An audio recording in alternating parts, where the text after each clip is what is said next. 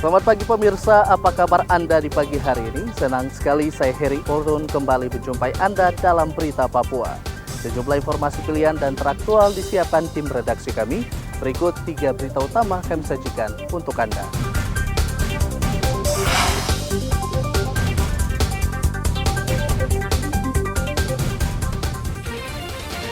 Ratusan warga Mimika antre menerima bantuan sosial.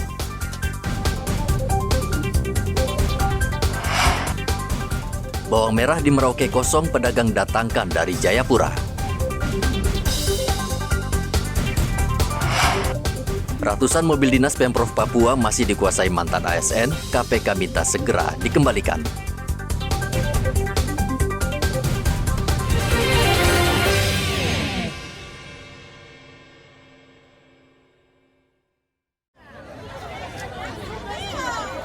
Ratusan warga Timika berbondong-bondong antre untuk mendapatkan bantuan program sembako dan bantuan program Keluarga Harapan yang disalurkan kantor pos Timika Sabtu lalu. Kedua jenis bantuan tersebut memang diperuntukkan untuk keluarga tidak mampu atau keluarga penerima manfaat. Bantuan dari Kementerian Sosial ini merupakan bantuan tahap kedua untuk periode April, Mei, dan Juni 2023. Warga sejak pukul 8 pagi sudah antre hingga pukul 3 sore. Warga yang ingin mendapatkan bantuan tersebut wajib membawa KTP, kartu keluarga, serta surat pengantar dari kelurahan setempat. Bantuan Kementerian Sosial yang disalurkan melalui kantor pos Timika sudah berlangsung selama 3 hari. Agar tidak terjadi penumpukan, pihak kantor pos membuka loket di lapangan terbuka. Dan kantor pos harus menyediakan uang rata-rata 500 hingga 600 juta rupiah setiap hari. Terus untuk distrik yang pedalaman dan pesisir, kita belum ada jadwal. Menunggu datanya lengkap semua baru kita bayarkan. Terus untuk yang belum ada nama, yang terlambat bisa langsung ke lapangan Pindah, kita akan bayarkan juga di tenda ini. Kita langsung turun ke lapangan. Kalau kita langsung turun ke lapangan, berarti kita ketemu langsung dengan masyarakat yang langsung berhak menerima KPM. Kalau kita lakukan dengan regulasi distrik, berarti kita sistemnya kolektif. Kolektif itu bisa terjadi karena warganya tidak bisa ambil di sini, nanti perwakilan sama Pak Distrik, nanti mereka bagikan ke distrik masing-masing. Itu biasanya itu yang bisa alami kolektif itu daerah pegunungan yang dia jangkauan wilayahnya jauh, yang bisa ditempuh sama distrik saja yang punya armada, terus daerah pesisir itu bisa. Tapi kalau kemungkinan mereka turun langsung ke kita, ke lapangan langsung kita bayarkan. Kita bawa dari kantor itu sekitar 500 juta. Biasa kalau ada kekurangan kita akan dapat penambahan koordinasi sama orang-orang di kantor.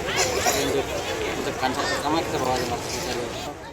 Sejauh ini ada 12 distrik di Kabupaten Mimika yang akan mendapatkan bantuan sosial dan kantor pos masih memfokuskan pada beberapa distrik yang berada di pusat kota. Untuk distrik yang jauh dan rawan, bantuan akan disalurkan melalui kepala distrik. Dari Mimika, Papua Tengah, Igobat Momolin melaporkan.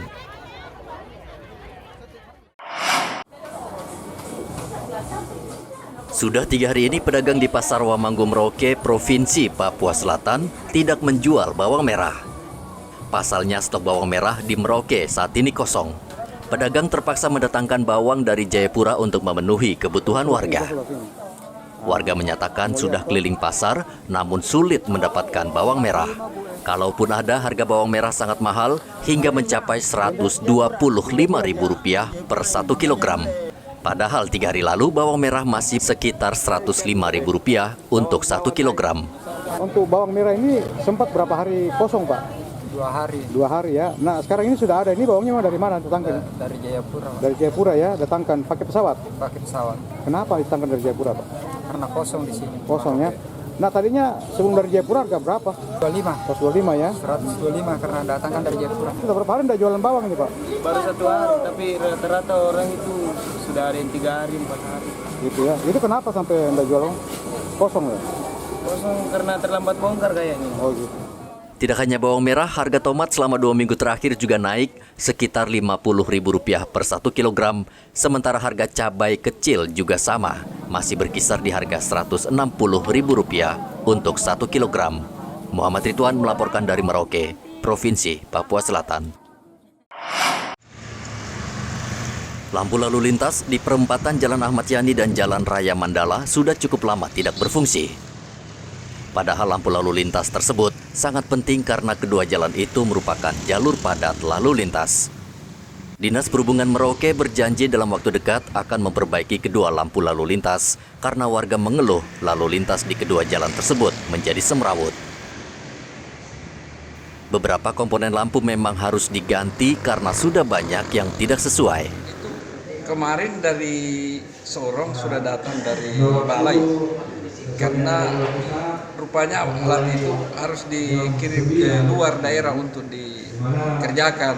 Kemarin awalnya alat yang dibeli itu sudah pas datang, tetapi ketika dipasang ada bermasalah, dibawa kembali. Dan dari pihak ketiga dari Sorong sudah sampaikan dari balai dalam waktu 3 minggu ke depan barangnya sudah dipesan dari Jakarta, baru dikirim ke Merauke. Lampu lalu lintas memang berperan penting untuk membantu ketertiban berlalu lintas. Masih terkait ketertiban, pada 1 Juni mendatang, Satlantas Polres Merauke secara serentak akan melaksanakan tilang manual. Satlantas Polres Merauke akan melakukan tilang manual khusus untuk pelanggaran kasat mata, seperti tidak menggunakan helm, plat nomor kendaraan, atau penggunaan ponsel saat berkendara. Di Merauke juga kita akan melaksanakan tilang secara manual bagi pelanggaran-pelanggaran yang memang mengarah ke terjadinya kecelakaan, seperti tadi tidak menggunakan helm, plat nomor, kita langsung bisa tilang. Tapi kita tidak laksanakannya tidak sistem razia ataupun stasioner, tapi kita seperti melaksanakan pada saat patroli ataupun pada saat pengaturan pagi. Kita menyesuaikan, mungkin di minggu-minggu ini kita memberikan peringatan terlebih dahulu, mungkin di bulan depan kita sudah laksanakan kegiatan tindakan disiplin secara manual.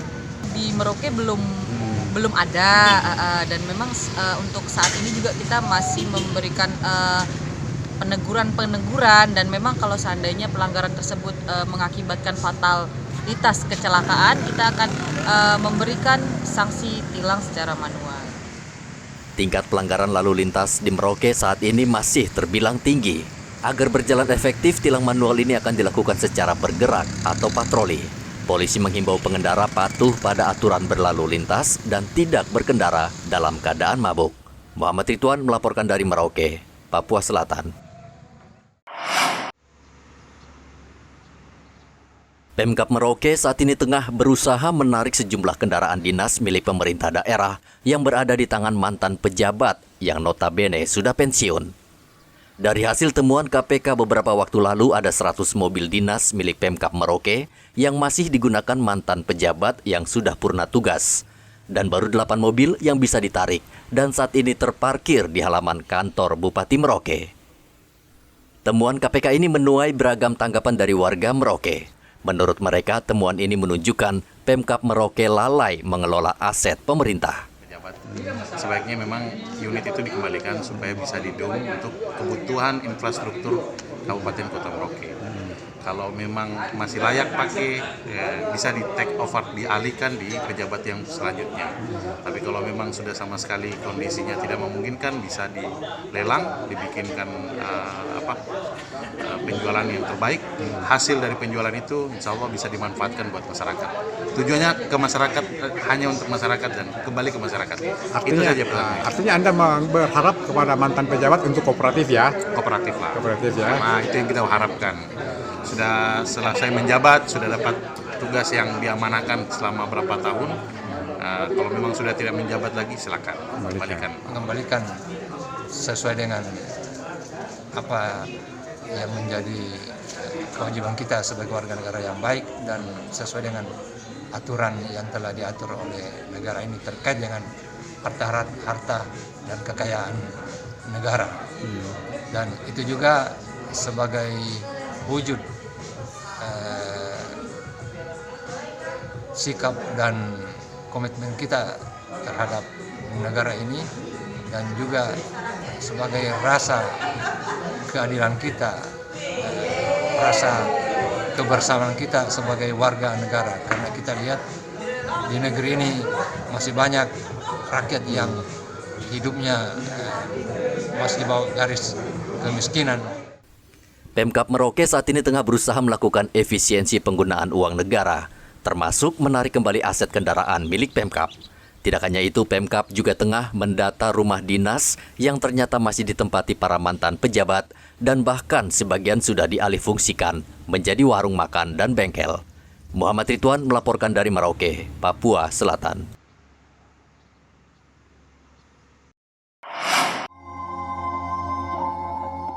Peringatan Hari Kebangkitan Nasional yang ke-115 tahun, Sabtu lalu berlangsung meriah dengan penampilan sejumlah musisi di Merauke.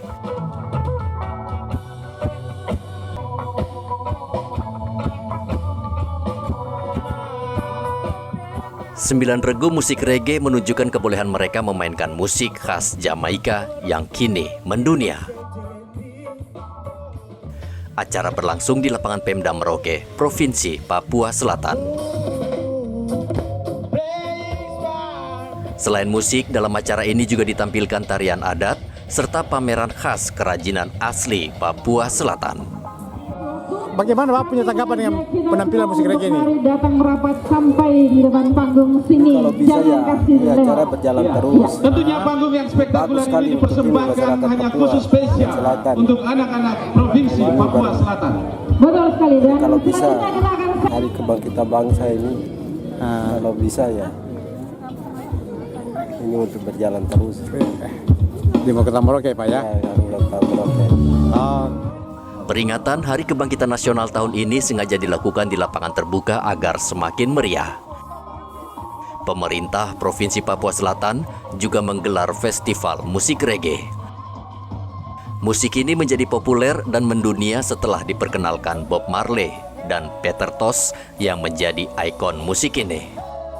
Musik reggae tahun 80-an berkembang di Indonesia dan salah satu band yang ikut mempopulerkan adalah Black Brothers yang berasal dari Papua. Muhammad Ridwan melaporkan dari Merauke, Papua Selatan.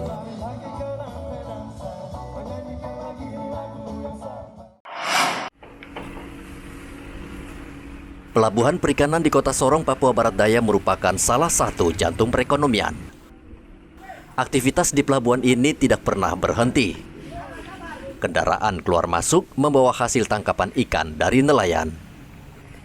Bisa dipastikan ikan yang dikonsumsi warga Kota Sorong dan sekitarnya berasal dari pelabuhan perikanan ini. Untuk memastikan hasil tangkapan nelayan dilakukan dengan cara legal, Direktorat Polairut Polda Papua Barat kerap memberikan penyuluhan dan patroli rutin untuk memantau aktivitas nelayan agar tidak menggunakan bom ikan di laut. Penggunaan bom ikan memang menjadi perhatian khusus polisi karena masih banyak nelayan yang masih menggunakan metode ini untuk mendapatkan hasil tangkapan yang banyak dalam waktu singkat. Dia mengingat situasi cuaca ya, pancaroba dari barat ke selatan. Memang kemarin ada beberapa kejadian kecelakaan laut khususnya pada masyarakat nelayan yang perahu-perahu tradisional. Ya, saya himbau kepada para nelayan, masyarakat yang menggunakan perahu-perahu kecil untuk lebih memperhatikan cuaca. Bila kalau cuaca kurang bagus, lebih bagus menunda perjalanannya sehingga tidak terjadi musibah kecelakaan laut. Selama ini para patroli berjalan lancar kan? Alhamdulillah untuk patroli tetap berjalan. Kita masih ada program Siskamling Laut tetap berjalan yang malam hari. Untuk patroli rutin kita masih berjalan. Masyarakat untuk menjaga kamtipmas di wilayah perairan, yang pertama ya khususnya masalah bom. Ini masih saya dengar ya, masalah penggunaan bom ikan ya, tolong sudah jangan dipergunakan karena di wilayah kita ini wilayah konservasi. Banyak tumbuhan, banyak ikan yang menjadi daya tarik untuk wisata. Tapi kalau kita cara pengelolaannya menggunakan bom itu sama saja merusak lingkungan. Ya tolong dirubah lah, diganti dengan cara menangkap yang lebih bersahabat dengan alam, jangan gunakan bom. Polairut Polda Papua Barat juga menghimbau nelayan untuk terus memantau perkembangan cuaca melalui BMKG sebelum mencari ikan di laut. Topan melaporkan dari Kota Sorong, Papua Barat Daya.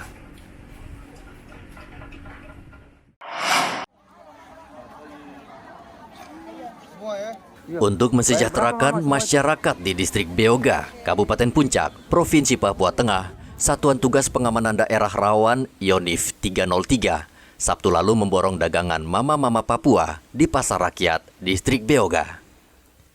Memborong dagangan penduduk setempat merupakan salah satu program unggulan teritorial Kostrad yang rutin dilakukan di daerah rawan kelompok kriminal bersenjata. Terima kasih, saya punya jualan kol, jeruk, semua adik-adik sudah beli. Terima kasih. Komandan Pos Beoga Satgas Yonif 303, Kapten Infanteri Rohim mengatakan, dengan membeli hasil bumi dari warga setempat akan menggerakkan roda perekonomian dan membantu kesulitan masyarakat.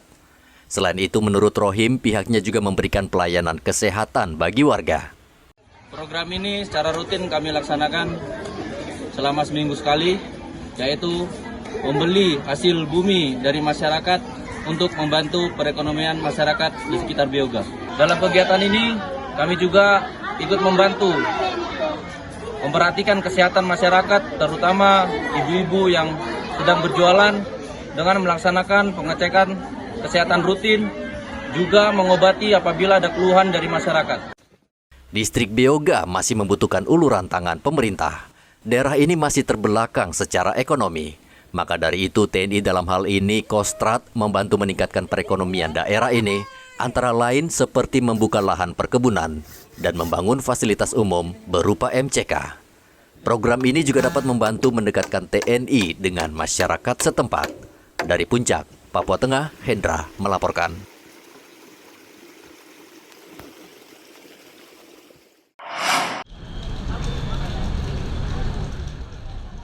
Mall pelayanan publik pertama di tanah Papua didirikan di Terminal Entrop, Kota Jayapura, Sabtu lalu.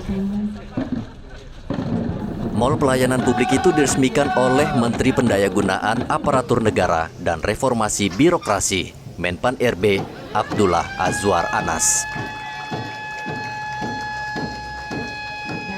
Menpan RB mengatakan kehadiran MPP ini untuk mempermudah pelayanan kepada masyarakat setempat serta membuktikan bahwa pemerintah saat ini tidak hanya menggenjot pembangunan infrastruktur fisik, melainkan pembangunan di bidang pelayanan publik yang merata di seluruh Indonesia. Bukan hanya soal infrastruktur yang dibangun oleh Bapak Presiden berupa jalan, jembatan, tetapi Bapak Presiden mendorong Indonesia sentris dalam konteks juga di sektor pelayanan publik.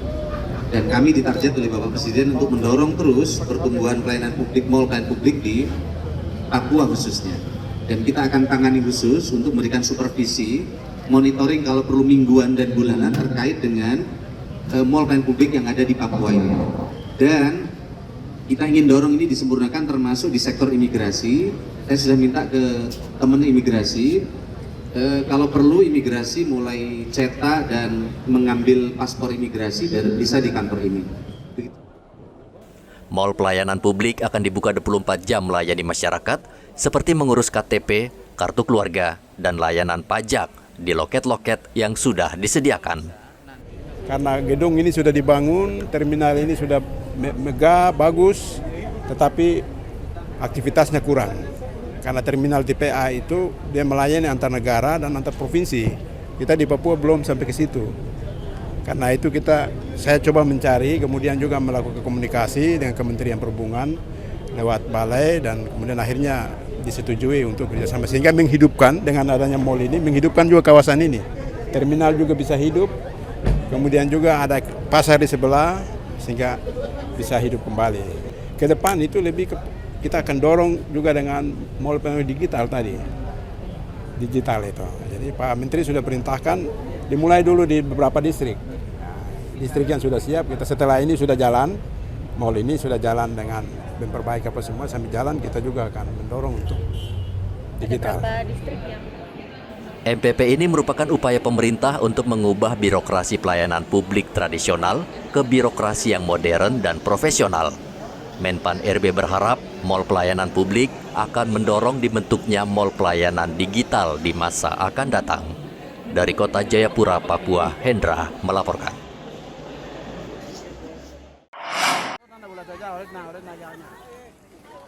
Ratusan jemaat Gereja Kemah Injil Sinai SP2 Klasis Timika Utara menggelar acara adat bakar batu untuk mengumpulkan dana pembangunan gedung gereja. Ritual adat bakar batu digelar di halaman gereja. Sebanyak 7 ekor babi dikurbankan dalam ritual adat tersebut. Selain acara bakar batu, warga yang rata-rata berasal dari pegunungan Papua Tengah ini juga memegang noken, yang mana noken tersebut disiapkan untuk mengisi uang sumbangan pembangunan gedung gereja. Setiap keluarga ada yang menyumbangkan Rp50.000 hingga puluhan juta rupiah.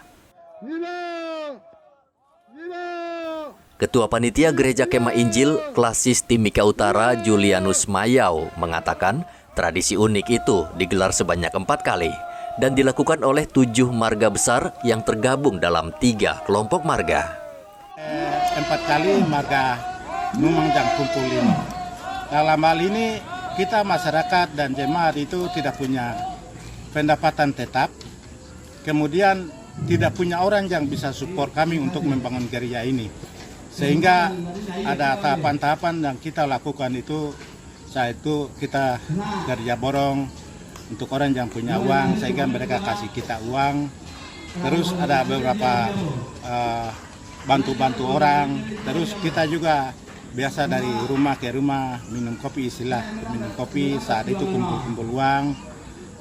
Hasilnya yang tadi panitia kecil mereka sebut bahwa modal yang akan kita kumpul untuk marga Numang sendiri itu sudah 190 juta yang mereka siap. Dan sekarang mereka tunggu ada beberapa marga kerabat yang lain akan kumpul. Nanti setelah kumpul ini hasilnya berapa akan kita sampaikan juga. Bakar batu adalah ritual adat asli warga Papua asal pegunungan. Bakar batu juga kerap dilakukan seusai berperang suku atau sebagai tanda mengucap syukur. Dari Mimika, Papua Tengah, Igobat Momolin melaporkan. Pemirsa, informasi tadi mengakhiri jumpa kita dalam Berita Papua. Saya Heri Orun mewakili seluruh kerabat kerja yang bertugas mengucapkan terima kasih atas kebersamaan Anda. Selamat pagi, selamat beraktivitas, dan Wanyambi.